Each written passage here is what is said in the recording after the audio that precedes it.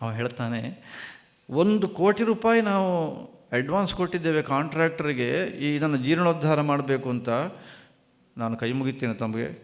ಈಗ ನಾಳೆಯಿಂದ ಇವತ್ತು ಆಗಬೇಕಾಗಿತ್ತು, ನೀವು ಬರ್ತೀರಿ ಅಂತ ನಾವು ನಾಳೆಗೆ ಶುರು ಮಾಡಪ್ಪ ಅಂತ ಹೇಳಿದ್ದೇವೆ. ನಾಳೆಯಿಂದ ಕೆಲಸ ಶುರು ಆಗುತ್ತೆ. ಒಂದು ಪ್ಲ್ಯಾನ್ ಎಲ್ಲ ಮಾಡಿದ್ದೇವೆ. ಆದರೆ ಆ ಪ್ಲ್ಯಾನು ಸರಿ ಇಲ್ಲ ಅಂತಂದರೆ ನೀವು ಯಾವ ರೀತಿ ಪ್ಲ್ಯಾನ್ ಹೇಳ್ತೀರೋ ಅದೇ ರೀತಿ ನಾಳೆಯಿಂದ ಕೆಲಸ ಮಾಡಿಸ್ತೀವಿ ನಾವು. ಎಲ್ಲಿಯಾದರೂ ಕೇಳಿದ್ದೀರಾ? ಯಾವುದೇ ಸಂಸ್ಥೆಯವರಾದರೂ ಕೂಡ ಪ್ಲ್ಯಾನ್ ಮಾಡಿ 1,00,00,000 ಕೊಟ್ಟಿದ್ದನ್ನು ಆಮೇಲೆ ಆ ಪ್ಲ್ಯಾನ್ ಚೇಂಜ್ ಮಾಡೋದಕ್ಕೆ ಕಾರಣ ಏನು ಹೇಳೋದು, ಶಂಕರಾಚಾರ್ಯ ಬಂದಿದ್ದಾರೆ ಅಂತ ಆದಮೇಲೆ ನೀವಿವಾಗ ಅದನ್ನು ಬಂದು ನಮಗೆ ಹೇಳಿದ ಮೇಲೆ ಈಗ ನೀವೇನು ಹೇಳ್ತೀರೋ ಅದ್ರ ತಕ್ಕಂತೆ ಪ್ಲ್ಯಾನ್ ಮಾಡ್ತೀವಿ. ಅವ್ನು ಬಿಡಲೇ ಇಲ್ಲ ನನಗೆ. ನಾನು ದಂಗಾಗಿ ಹೋದೆ. ಏನು ಹೇಳೋದು ಅವನಿಗೆ ಪ್ಲ್ಯಾನ್ ಏಕಾಏಕಿ ಯೋಚನೆ ಮಾಡಿದೆ. ಮತ್ತೆ ಆಮೇಲೆ ನಾನು ಹೇಳಿದೆ, ಒಂದು ಕೆಲಸ ಮಾಡು, ನಾನೀಗ ತಕ್ಷಣ ಗುಲ್ಬರ್ಗಕ್ಕೆ ಹೋಗಿ ಸ್ನಾನ ಮಾಡಿ ಭಿಕ್ಷೆ ಮಾಡಬೇಕು. ನಾನು ಅಷ್ಟೊತ್ತಿಗೆ ಒಂದು ಪ್ರಾರ್ಥನೆ ಮಾಡಿ ನೋಡಿ ನಿನಗೇನಾದ್ರು ಮನಸ್ಸಿಗೆ ಬಂದಿದ್ದನ್ನು ಹೇಳ್ತೇನೆ.